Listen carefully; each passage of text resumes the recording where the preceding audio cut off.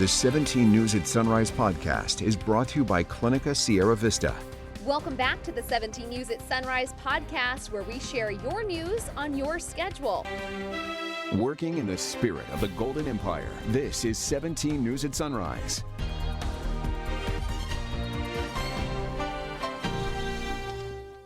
Good morning, everyone, on a finally Friday. Thanks for waking up with us. I'm Maddie Jansen alongside Alex Fisher. We begin this morning with your 17 Court Watch, and a Kern County judge has declared a mistrial after jurors failed to reach verdicts on 4 of the 5 charges filed against the man accused of raping Cari Anderson back in 1997.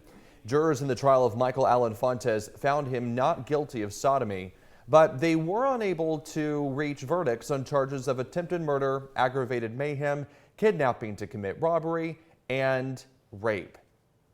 The district attorney's office must now decide whether to retry the so-called hung charges or offer a plea deal. A hearing has been set for next month. In your 17 Crime Watch this morning, 17 people are under arrest this morning accused of operating illegal pot shops in Rosamond. KCSO deputies executed search warrants at 7 different cannabis dispensaries this week. Most of them were on Sierra Highway and Diamond Street. All 7 were shut down for illicit sales of marijuana and other cannabis products. The joint operation resulted in 17 arrests. The suspects range in age from 25 to 62. A second suspect has been arrested in last month's Valley Plaza mall shooting that left a woman critically wounded. 19-year-old Abraham Hernandez Morales of Bakersfield was in Santa Clarita. He was taken into custody last week on suspicion of attempted murder and is being held on $1 million bail. Police say the woman went to the mall for a, quote, prearranged meeting before the 2 men shot her. The other suspect, 53-year-old Joe Garcia, was arrested about 3 weeks ago in Rosamond. 17 follow-up file now, a long-awaited step forward for military veterans in Kern County. In a unanimous vote last night, the Bakersfield City Planning Commission certified an environmental impact report to develop a new Veterans Affairs community-based outpatient clinic. 17's Jenny Huh has the latest. Motion passes.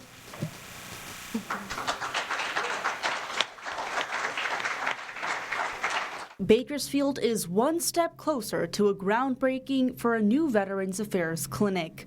It was back in 2018 when the VA approved this project proposed by the SASD Development Group of San Diego.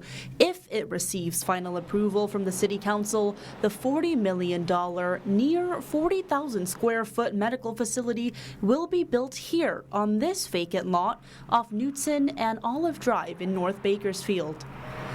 I'm here to relay the message of all the veterans that we assist, thousands of veterans on a monthly basis that have expressed their need for a modernized clinic. The need for not only current veterans but future veterans is dire. But Beverly Hills-based Cardinal Equities, which owns the land on which the current clinic now sits, has fought this project at every turn at both the federal and local levels.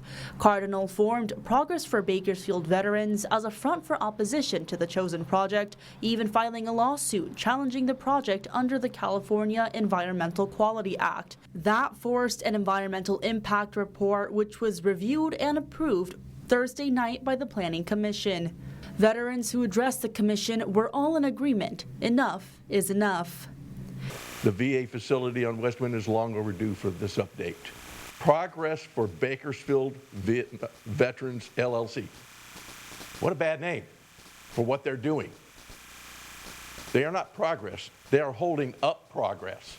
Now, this is all assuming Progress for Bakersfield Veterans will not appeal the decision. No one spoke in opposition at the meeting, but it was unclear whether anyone from PBV was present. According to Paul Johnson, the city's planning director, PBV put in the record they're opposed to certifying the EIR. PBV has 10 days to file an appeal. I hope not, but that would be my guess based on their past activity. Paul Johnson also says the city's development services director will vote on the project's site plan review. If passed, this will mean yet another step towards the start of construction. Jenny Huh, 17 News. And we're learning more about the rescue of a man who was trapped for days at the bottom of a cliff before being rescued. Last week, 68-year-old Calvin Smith was driving down Sheep's Trail. It's a steep dirt road between Arvin and Bear Valley Springs, and he crashed his truck down into a ravine. He was thrown from his vehicle and suffered a broken back and ribs. Unable to move, he lied there, praying he'd soon be found. That wouldn't happen, though, until 5 days later, when two dirt bikers rode by and heard Smith yelling for help.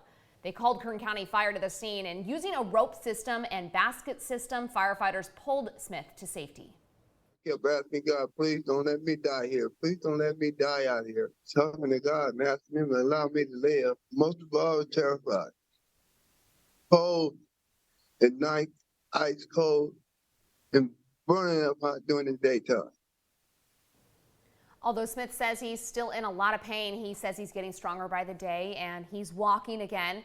He has a long journey to recovery, but he says he is just thankful to be alive and surrounded by loved ones.